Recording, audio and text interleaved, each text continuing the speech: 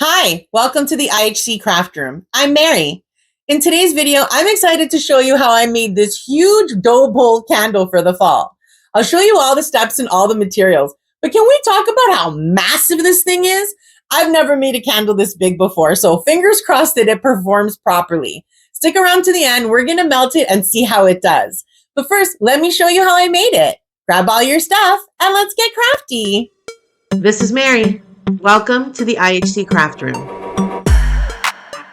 For materials, we'll begin with container soy wax, pillar soy wax, this beautiful large wood dough bowl that I picked up from Rama Candles. As always, the link to this and all the other products that I used for this tutorial are in the video description.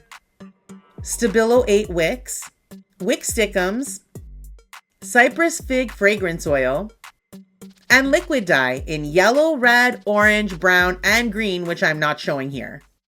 For tools, we'll begin with parchment paper, paper towels, a kitchen scale, a pot holder, a 4-cup glass measuring cup, a 5-ounce glass measuring cup, a temperature gun, a heat gun, a silicone stir stick, wick centering tools, a wick trimmer, a pipette, some plastic cups, a pair of rubber gloves, my favorite heat-resistant gloves, and some silicone molds in a variety of fall shapes.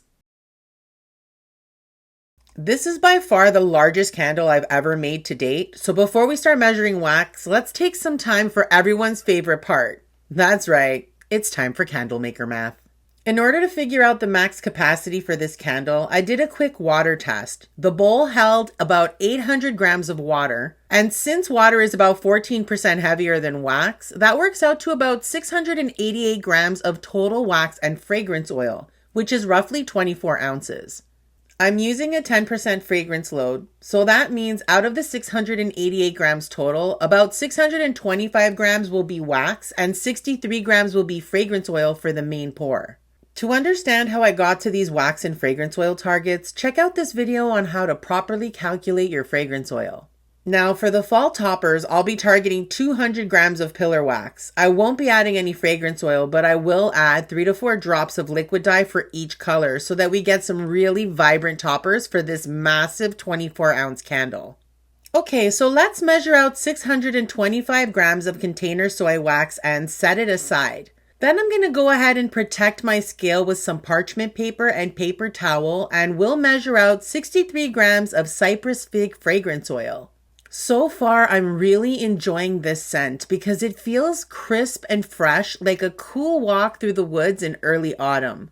It has just enough warmth to feel cozy without being heavy. It opens with bright red berries and then moves into frosted mint with a touch of spice and finally settles into a woodsy base of cypress, fir needles, and cedar. I can't wait to see what this smells like in hot throw.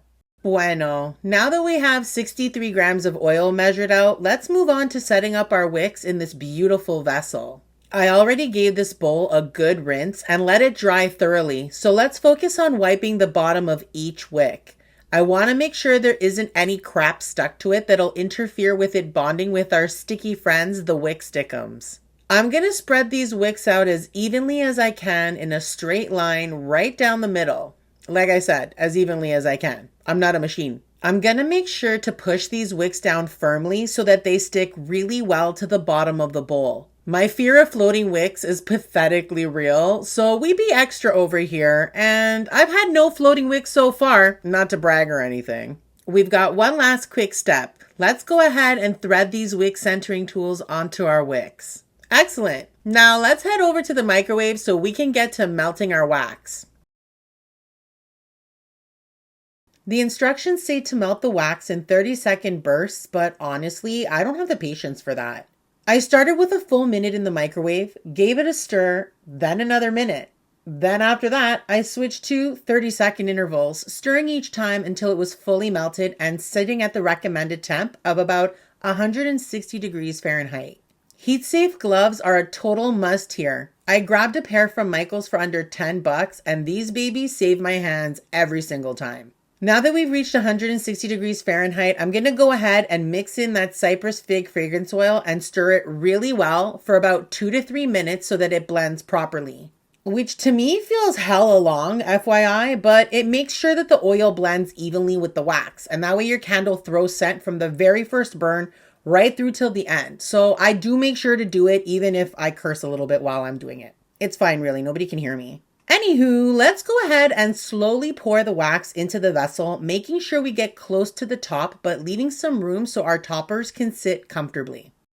When I say pour slowly, I'm not kidding. I've on more than one occasion had a, shall we say, over-enthusiastic pour, and it caused a real mess. Slow and steady wins the race here. Plus, it looks pretty cool too. Bueno. Now we're going to set this guy aside and leave him to cure for at least 24 hours, and we'll move on to the pillar wax. I'm going to measure out 200 grams of pillar wax and then pop over to the microwave and melt it. I'll spare you from watching that part again. Let's move on to adding some different liquid dyes into this melted pillar wax. I want really vibrant fall colors, so I'm going to be using 3 or 4 drops of each color in a really small amount of wax, which is probably not the right way to go, but whatever, we're here. Let's just go for it. After we give the wax and liquid dye a really good stir, I'm going to go ahead and pour them into the molds. Now, these apple molds are pretty shallow, but the other fall-shaped molds are super deep, so I'm going to have to be careful not to fill them too full, or I'll end up regretting it, which, spoiler alert, I did on probably my favorite leaf, but I don't want to talk about it. Speaking of leaves, I wanted a few smaller ones, so I unearthed another leaf mold to add to this fall party. Anywho, these guys are all set for tonight. We're going to let them cure for 24 hours and see how they turned out tomorrow.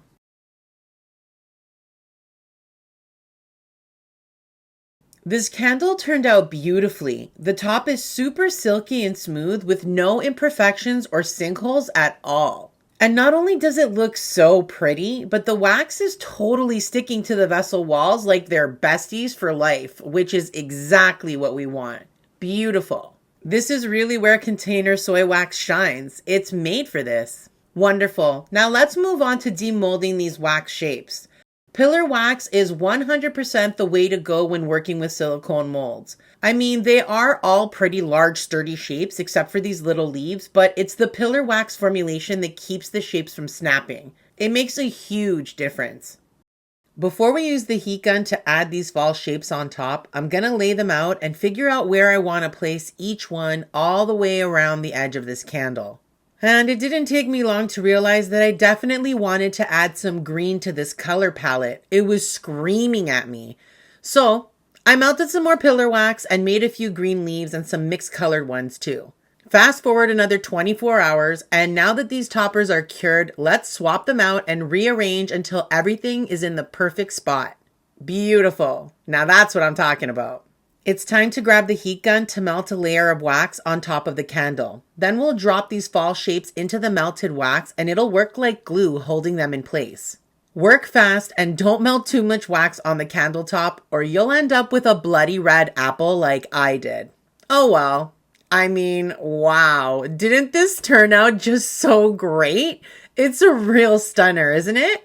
I just love it. I really can't get over the sheer size of this beautiful autumn candle. Well, it's time to move on from admiring her beauty and see if my Stabilo 8 wicks will be strong enough to make this a successful candle making experiment.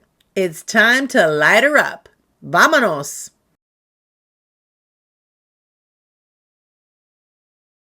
Alrighty, it's time to say bye-bye to these cozy fall shapes. Let's see how long it takes for them to really start to melt.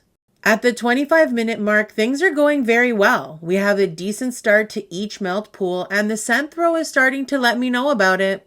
At the 1 hour mark, each wick has a solid 2-inch melt pool around it with a strong, steady flame. So far, this is going very well.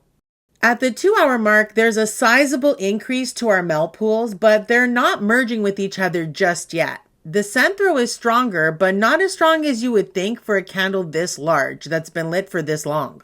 So that's a bit of a bummer.